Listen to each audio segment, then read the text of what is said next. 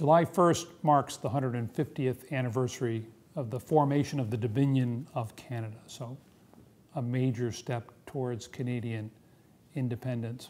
And I'm not sure to what extent most Americans are aware of that or even aware of anything about Canadian history, because we don't pay very much attention to Canada. We like it, but we know virtually nothing about it, and we take it for granted. From a Canadian perspective, that makes them the Rodney Dangerfield of North America. They don't get the respect from Americans that they think they deserve, and I think they're probably right. There's a famous quote from Pierre Elliott Trudeau, a former Prime Minister of Canada, who said that the relationship between Canada and the United States is like a mouse and an elephant. And if they're sleeping next to each other, if the elephant rolls over in his sleep, he squishes the mouse, whether he intended to or not.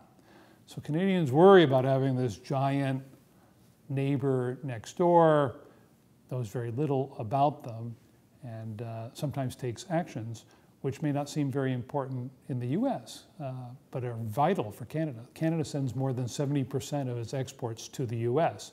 The United States sends about 19% of its exports to Canada. We imported more oil from Canada in January of this year, more than we did from the next 8 largest oil exporters to the United States combined. We also have a 5,525-mile land border with Canada. So it's the longest bilateral border in the world.